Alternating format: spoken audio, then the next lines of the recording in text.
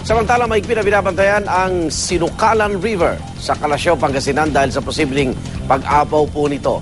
At balita na tayo kay Jasmine Gabriel ng GMA Dagupan. Jasmine.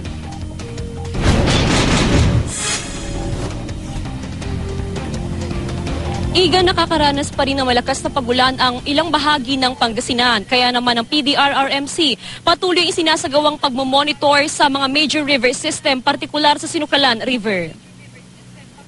Mahigpit na minomonitor ngayon ng Provincial Disaster Risk Reduction and Management Council o PDRRMC ang Pantal Sinukalan River.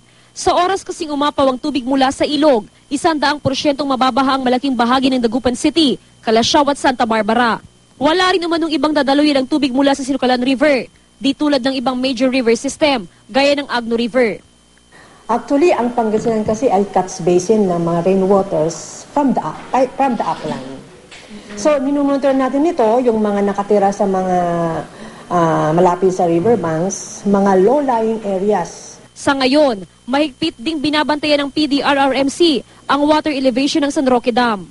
Wala pa umanong dapat ipangamba ang publiko dahil bandang alas 5 ng hapon kahapon, nasa 247.25 meters pa lang ang water level nito, malayo pa sa 280 meter na spilling level. Patuloy naman ang paalala ng PDRRMC na maging alerto ang mga bayan sa Central Pangasinan na sakop ng Sinukalan River. Igan, oras-oras nakikipag-ugnayan ng PDRRMC sa pamunuan ng San Roque Dam upang maabisuhan kaagad ang bawat munisipyo sa lalawigan ng Pangasinan halimbawang umabot na sa spilling level ang water level sa San Roque Dam. Yan muna mga pinakahuling kaganapan dito sa Pangasinan. Balik sa iyo, Igan. Maraming salamat, Jasmine Gabriel ng GMA Dagupan.